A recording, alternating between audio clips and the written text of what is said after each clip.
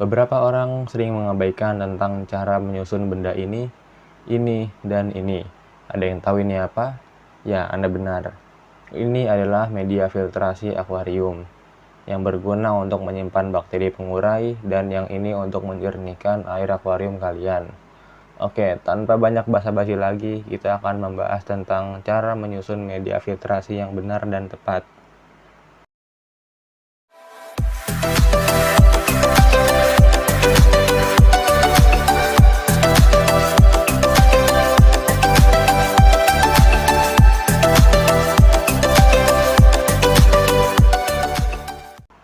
Mungkin ada beberapa dari kalian yang beranggapan bahwa video ini nggak berguna, karena ya ikan kalian tetap sehat-sehat aja dengan filtrasi kalian atau bahkan nggak pakai filtrasi sama sekali. Oke, jadi gini deh ya saya jelasinnya. Jadi setiap makhluk hidup punya speknya masing-masing sesuai habitatnya. Ada ikan yang kadar parameter air dalam akuarium atau kolamnya berubah dikit langsung drop. Ada ikan yang nggak kenal apa itu parameter air alias ikannya tahan banting.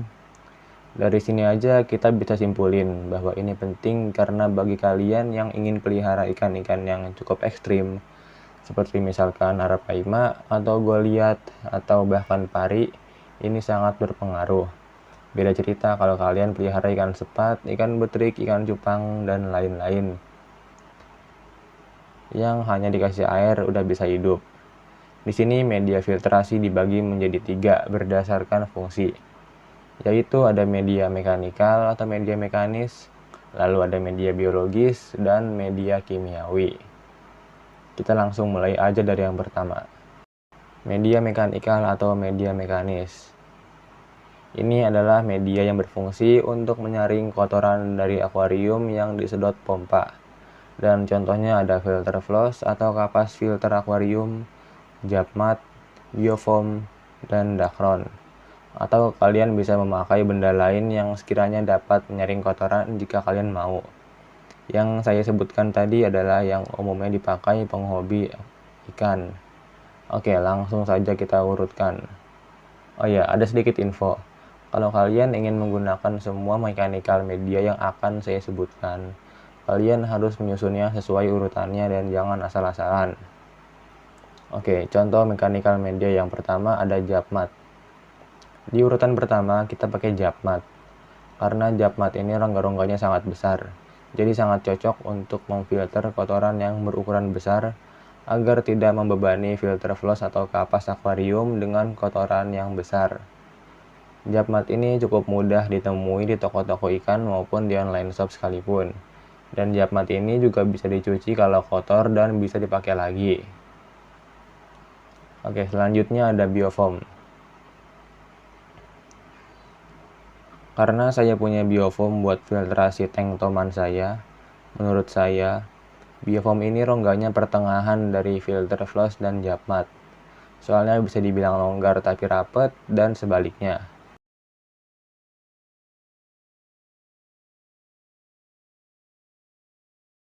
Jadi dia buat menyaring kotoran berukuran medium yang lolos dari Japmat. Dan untuk biofoam ini juga banyak yang jual di toko ikan dan bisa dicuci juga. Jadinya enak kalau kotor tinggal dicuci terus pakai lagi. Selanjutnya ada filter floss. Ini adalah urutan terakhir pada bagian mechanical media.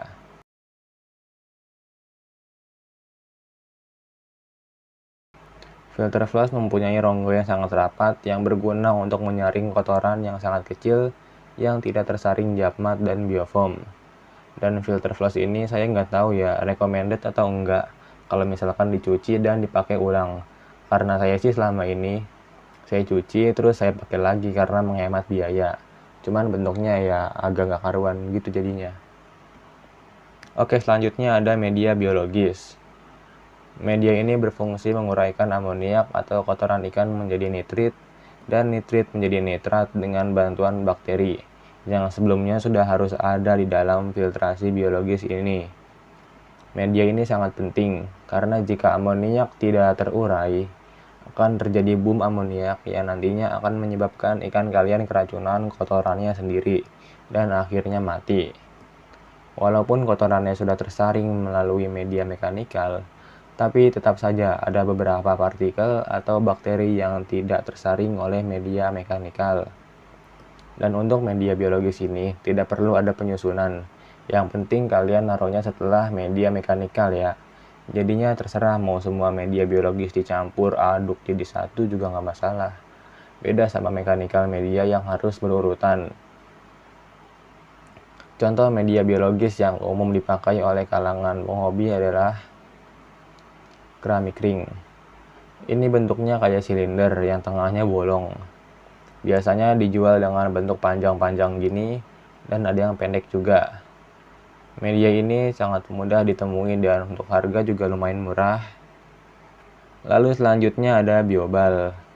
Untuk media biologis kali ini ada dua bentuk, yaitu seperti ini dan ini. Tapi namanya sama-sama biobal. Jujur ya, gue agak bingung sih sama media ini. Soalnya kayak nggak punya rongga-rongga kecil seperti media biologis lainnya. Tapi kok bisa ya dijadiin media biologis? Apa sebenarnya ada rongga tapi nggak kasat mata? Next ada karang jahe. Karang jahe memiliki bentuk memanjang seperti sosis dan memiliki warna putih. Selain berfungsi sebagai rumah bagi bakteri pengurai, karang jahe juga berfungsi sebagai penstabil pH air akuarium agar tidak terjadi pH swing atau perubahan pH air secara drastis. Selanjutnya ada Kaltnesh. Media biologis ini cukup unik dan berbeda dengan media biologis lainnya. Karena apa? Karena media biologis ini harus ditempatkan pada wadah khusus atau yang penting chambernya terpisah dengan media lain. Dan Kaltnesh ini membutuhkan arus agar dapat berfungsi sebagaimana mestinya. Makanya itu kalian kalau lihat ada media Kaltnesh ini pasti dia nggak bisa diem. Biasanya sih dikasih aerator ya, atau enggak bisa aja memanfaatkan output power head jika kalian bisa ngakalinnya. Yang penting tuh media bergerak. Dan karena media ini bergerak, otomatis bakalan bertabrakan dan bergesekan dengan Kaltnesh lainnya. Dan akhirnya kotoran yang nempel di Kaltnesh pada jatuh karena gesekan tersebut. Inilah penyebab Kaltnesh ini minim perawatan dan bisa dibilang nggak perlu dibersihin karena bisa bersih sendiri. Oke, yang terakhir ada media kimiawi. Oke, di sini media kimiawi tidak terlalu banyak yang pakai karena bisa dibilang opsional ya. Jadi fungsinya yaitu menyaring polutan atau zat berbahaya yang ada di akuarium melalui proses kimia menggunakan beberapa media. Di antaranya adalah karbon aktif dan batu zeolit. Untuk media ini sih saya nggak pernah pakai ya. Dan katanya memiliki umur pakai. Misalkan hanya bertahan selama 6 bulan atau lebih. Dan menurut artikel yang saya baca, media kimiawi ini nggak bisa dicuci dan dipakai ulang ya. Mungkin karena udah mengandung banyak zat berbahaya yang telah dia saring. Tolong koreksi ya kalau salah. Dan biasanya media kimiawi ini diletakkan di chamber terakhir atau urutan terakhir pada filter. Dan setelah melalui semua media filtrasi, barulah air bisa mengalir menuju akuarium kembali dengan keadaan yang bersih dan sehat. Dan air ini pun sudah pasti mengandung nitrat. Dan nitrat ini sangat diperlukan untuk tanaman. Jadi, jika kalian mau, kalian bisa mengalirkan pipa output menuju tanaman yang nggak perlu tanah untuk hidup. Seperti sirih gading misalkan. Jadi kalian bisa mengalirkan air melalui sirih gading yang akarnya sudah kalian selipkan atau posisinya ada di dekat pipa, atau yang penting akarnya kena air. Dan nitrat di dalam air tadi akan diserap oleh sirih gading, dan sirih gading pun akan tumbuh sehat. Soalnya habitat di dalam akuarium tidak perlu nitrat, kalaupun perlu pasti hanya sedikit. Oke, jadi segini dulu pembahasan kita kali ini. Terima kasih sudah selalu nonton dan support channel ini hingga saat ini. Sampai berjumpa di video selanjutnya.